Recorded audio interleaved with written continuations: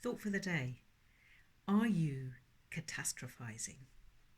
Are you thinking about the worst thing that can happen? If you are, and if you do it quite often, then you're getting caught up in an unhelpful thinking style, which is catastrophic thinking. And when somebody is thinking the worst, they often believe in themselves that this helps them prepare, that I'm keeping myself safe by thinking about the worst outcome. So I can plan for it, build up strategies, resources in order to help me when this worst case scenario arrives. However, how often does the worst thing that we think about actually occur and happen? It's very unlikely. It's more unlikely that the best thing is going to happen. And of course, that's unlikely too. The reality is it's more in the middle. But when we are caught up in this unhelpful thinking style, the brain goes to that way of thinking more quickly.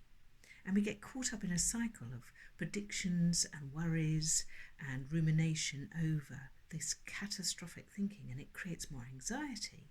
And that anxiety creates more of the worry thinking and catastrophic thinking.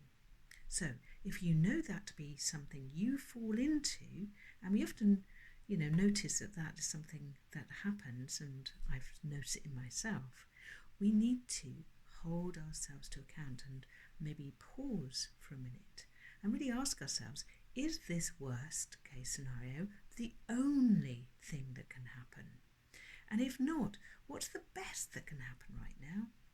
And then what's more likely or realistic? So if we can pause, really understand that we've got caught up in imagining and building scenarios of this worst case scenario, is not really helping us, and it doesn't help us plan and prepare. It's getting in the way and causing more anxiety and making it feel like that worst case scenario is actually going to happen, but it's not.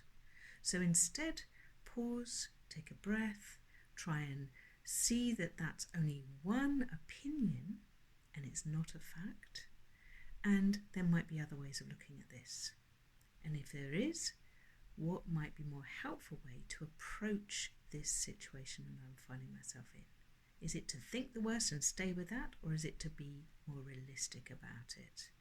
It might take a little bit of time at first because our brain, what fires together wires together, and what we notice is the more anxious we are, the more we're going to go down that pathway in our head. So it's trying to pull that back and find alternatives.